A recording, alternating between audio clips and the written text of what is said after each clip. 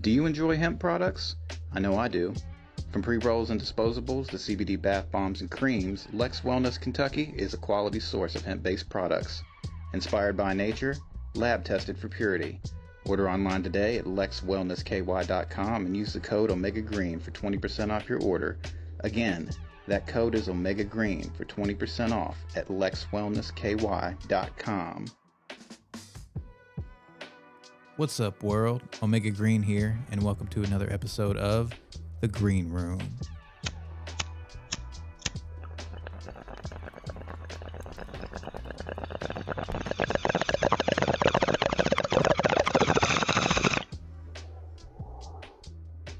Welcome back, everybody. We are at a time when the government has been shut down, but it's open now.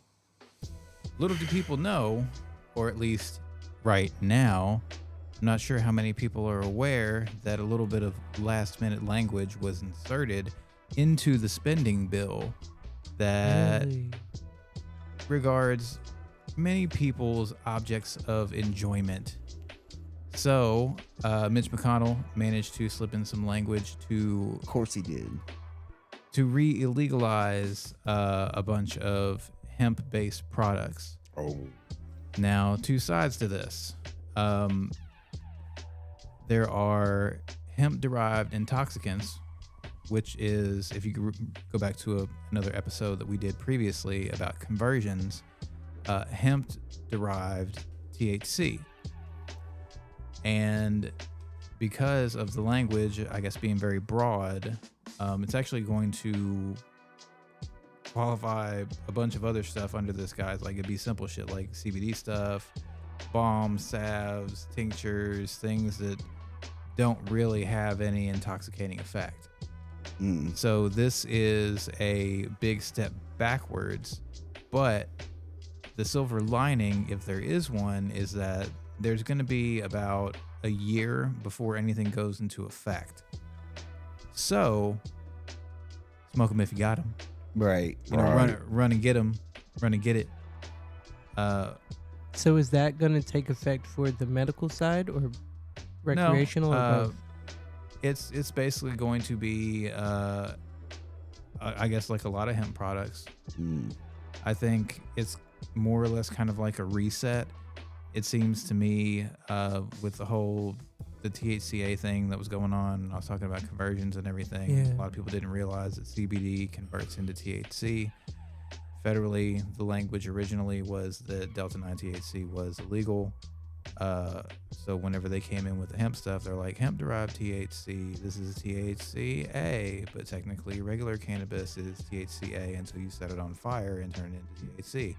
So there was basically like that loophole that certain lawmakers felt like they wanted to sew up. Now, there's levels to it because on one end, whether or not you have good intentions or not, some people are inclined to hide behind legitimate concerns in order to do their own thing, as in like a lot of the sourcing.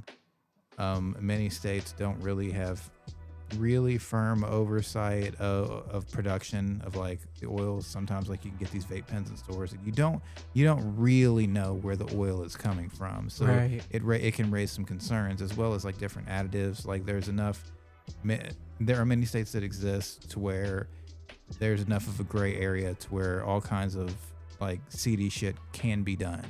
So to say that, be like, there's dangerous products out there. Like collectively, is everything dangerous? You know, not necessarily, but right. There's enough of that gray area to where like people have gotten sick or there's some fake shit going around or. Question. Yes. But honestly, this is, and the reason why I struggle with that question, is because more, where we live in Kentucky, we are a Commonwealth state, and Commonwealth law is kind of trumps federal law. It's like a different spectrum of federal law. Yeah, well, it comes more or less like I said, it kind of hits a reset on shit because the 2018 hemp bill, the hemp farmers fought the government for quite some time, and it was, for the most part, like a settled matter. That's how all of the Delta 8 and like all the conversions and stuff came onto the scene, was because they had finally kind of won, so it proliferated. And that's why, like, yeah, it's like you can go into a vape shop and get a Delta pen, or, you know, order them online and stuff like that. Like, they're basically trying to shut all that shit down. But regardless of whether at this point, like, state law would trump federal law, it is, well, kind of like federal law illegalizes cannabis. You know what I'm saying? The states. Well, and that's the reason why, like, most places here, most people here had to go through like credit unions and stuff like that because of the federal law, and where banks are federal, but the credit unions are more state level, and we're Commonwealth. Commonwealth laws are different than federal laws. Well, yeah, definitely. But I'm saying, like, when it comes down to it, I think it might, because it seems like their attempt at a reset so that they can put it, basically like retry a bunch of shit, you know, and send it back through probably in some different fashion, because, like, obviously a bunch of people are going to be like losing out on their businesses that they open. Yeah. So there is a lot of concern. Cornbread Hemp, who I used to work for, they're, you know, up in arms about this, understandably so, because they've invested all kinds of money into building their following, doing what they do. And probably a lot of farmers too, because I mean, like I said, Kentucky needs a cash crop. Yeah. You know what I mean? Like, that's what, like, that's what made Kentucky was their cash crops, from tobacco to, you know.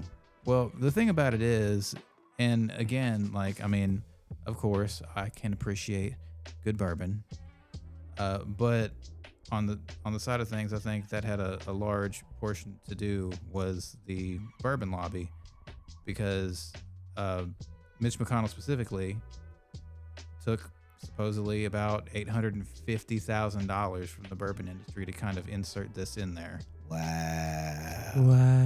I seen that on the news. I seen that where they.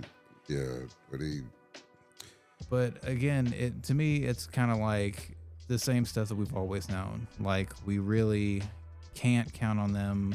They're opportunistic and only really do stuff when it serves them. So regardless of, like, a whole bunch of small businesses being like, well, what are we supposed to do? The vibe is basically like they don't fucking care. It's probably going to be a scenario to where it's like, if you know them or you're tight with them or willing to jump through whatever hoop they think, then you might get to still survive. When is he out of office? I can't wait for him to go. I thought he was gone. That's what I thought. I'm sure he will be soon, but there's no guarantee that something worse won't pop up in his place. No, you're not wrong about that. But regardless, like, I'm kind of like, for him, he's like, well, I'm gonna just do this. Like, they pay me. That's how it seems. But they hide behind the guise of public safety, which, again, like I said, from a regulatory standpoint, you do need to have quality standards and things like that. But when you're taking money from the alcohol industry and kind of like sneaking this shit in, that's some seedy shit. Yeah. You know, and he's the type of person, like, before everything was really kind of out there with CBD and medical or recreational or whatever, he's the kind of person that was like, oh, like the devil's lettuce type shit. Yeah. And then when they start seeing how much money's in it, they're like, oh, well, maybe we were wrong.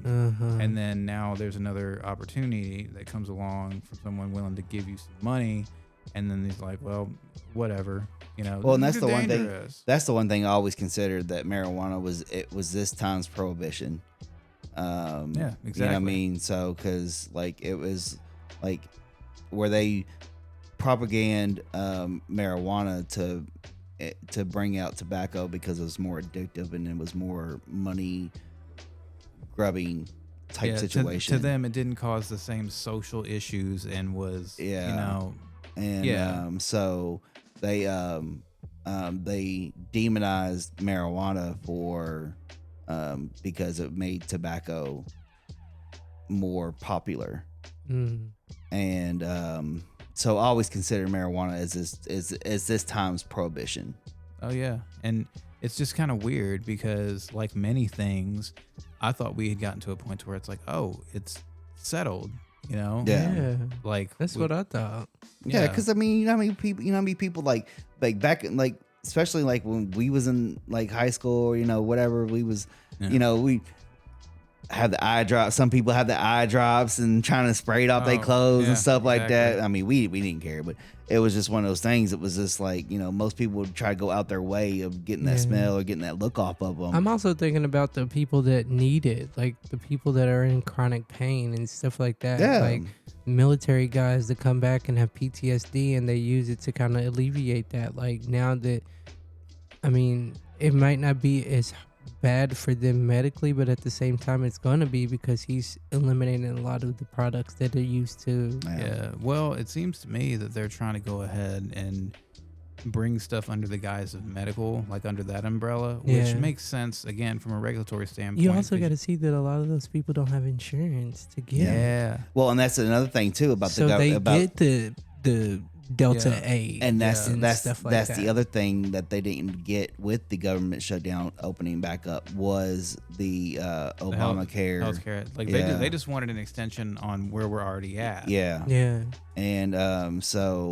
and they honestly, the Democrats just want to get people paid because they was not paying any, like the federal workers, like traffic control people, like there were flights being canceled. Oh yeah, a bunch of people were just like piecing out. They were like, nah, I mean, it's not. It was bad. Like, so you had a lot of people that wasn't getting paid. But yeah, they didn't get the health care. No, I mean, taken care of and all that.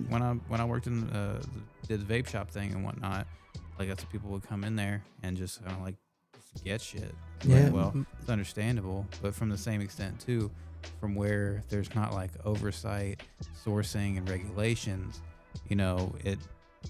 it begs the question. It's like, okay, are you smoking heavy metals? Like, what is in this exactly? Because a package wrapper label doesn't mean shit.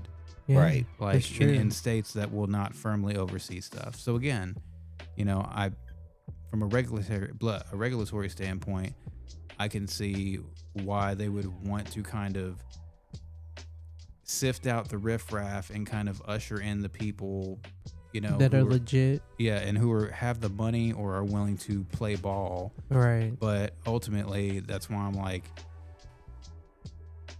it's not necessarily really for public safety. It has to usually do with the money, and they hide behind it. So my question is, have they started, or is there anything that can be done to fight what's being put in place? It remains to be seen, because that's kind of why I was like, if it's like a reset, then basically all these different cases are going to be in a way retried, because a lot of people are going to come out, cannabis businesses like hemp derived cannabis, they're going to start suing. Yeah. And then you're going to get an influx, a bottleneck of all these cases and whatnot. And it's going to have to eventually make it back to the Supreme Court. But again, on both sides of it, it's kind of like a win-win. Like, they could kick it up to the Supreme Court. If they don't really want it to pass, the administration kind of seems to have enough like leeway to where they could be like, they'll tell them to do whatever the fuck they want, Mm-hmm. So now, is the banning national?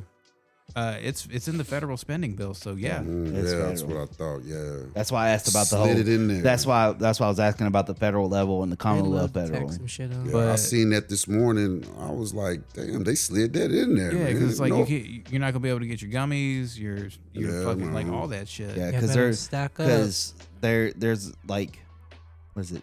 Is it 13 still the Commonwealth states?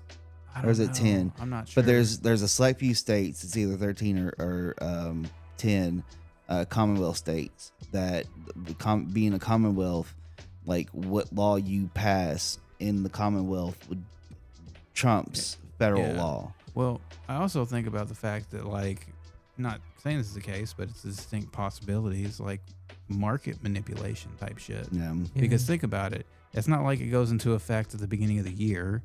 It's not like they're giving everybody like a year. to do whatever, change whatever, and it's putting a run on things. But I feel like also too with like some of the vape shops we've seen here and in other places, like they get rated for selling like hemp flower. Regardless of the circumstances, I'm like, this year timeline puts pressure on the consumer to stock up and get everything that they can, but also gives incentive for law enforcement to go after basically who the fuck ever they want. And that comes back down to, are you friends with people on the Hill? Maybe you'll get a pass, you know, or it's like taking out the competition. So again, maybe a distinct possibility could be maybe market manipulation, but what do I know, you know? Right. Those things are always, I mean, big picture, like real talk. it is. And like I said, it's interesting to see how on the federal level works with the Commonwealth. People, like you said, people greasing people's palms. Yeah. And you know, how far it gets in the courts. Right. Really. Yeah. And like, can they actually do this? And you know, it's a mess. Like this government is a mess the way it is right now. Yeah, I'm like Major Payne. What's your angle, boy?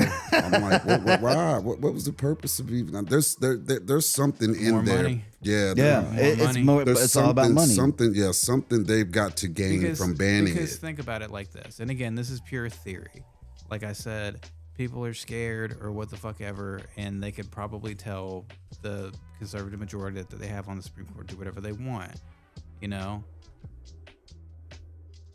basically, he could come out of nowhere and be like, claim victory, be like, I just tell him not to do it or whatever, or like kind of put a fake head-to-head type scenario up to where he comes out ahead and they're like, oh, he saved the hemp industry. Right. Yeah. Because I mean, that part. Yeah. And then, because I mean, also too, like you would, because you know, for the longest time, you know, they always thought that it'd be more profitable for the state to incarcerate people for marijuana than it is to just legalize it and gain the gains off of it. But Colorado doesn't show that not true. Yeah, well, it also raises questions about, like I said, the run on who they would consider to be criminals at a time when people are being rounded up right and left for other reasons too. Right. You know, which again, bigger picture, people, we're through the looking glass here. For real. But anyway, that's all I really had for you all today. I'm glad for you all.